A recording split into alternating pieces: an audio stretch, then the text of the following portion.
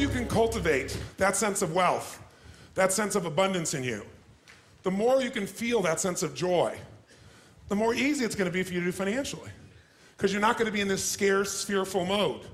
Now, that's not enough by itself. You can have this great sense of abundance and do the wrong mechanics and be a disaster. True or false?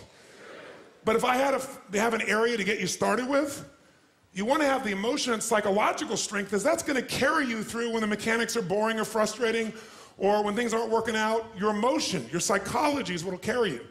It'll get you to keep doing it. Everyone knows, if you've done any studies, Dr. Seligman is very famous for doing studies on optimism. And in those studies, you know what he found out?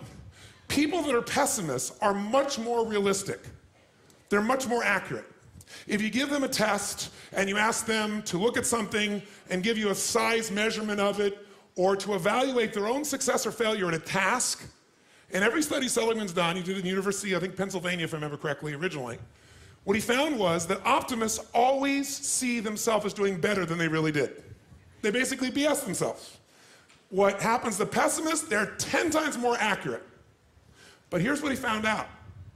What he found out is because the people who are accurate never push themselves because they know it's never going to work anyway. Whereas the optimist sees it better than it is, so they keep doing it. Because they have the illusion they did well, I'll do even better next time. And because of that optimism, they did it more often, and so optimists succeed at a 4 to 5-fold, depending upon the task, result ultimately beyond anything that a pessimist will do, and they're not as accurate. All that's a big way of saying is, if you can develop a psychology of resilience in yourself, you don't have to be optimistic or fake, you can be real. The realness is, whatever shows up, you are larger than anything that can happen to you. You are larger than any financial challenge you could ever face. Initially, we'll say, well, look at their houses, look at their homes, and they don't really have electricity, they don't have this, but they don't feel poor. It's your identity. The way you define the wealth determines whether you're wealthy or not. So are there enough things for you, knowing that 2/3 of the planet lives on $2 a day, that you could get yourself to really feel grateful, yes or no? Yes.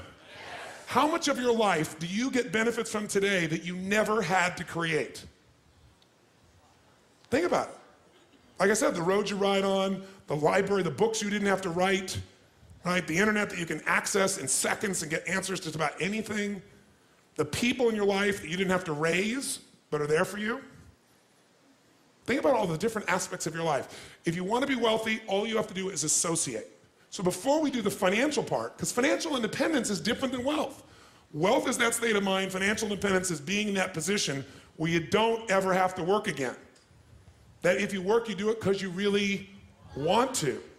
Now, I'll give you a clue. If you get financially independent and you don't work, you'll be miserable. I can't tell you how many friends I have that sold their company, made $50 million.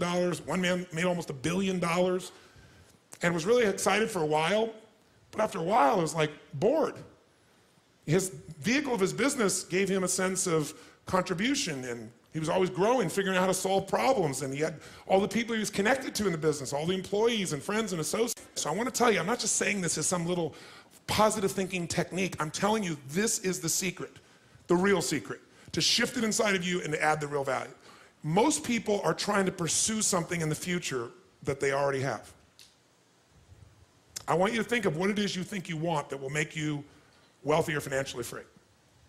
By defining the game in a winnable way, a certain amount of money that we meet, and that covers what we're going to call financial security, which might be your housing, your cars, your food, and basic entertainment. How many would feel rich if you didn't have to work, if your investments alone, the income from your investments, the income, covered those 4 items: your housing for the rest of your life, your food, right, your travel, and some entertainment?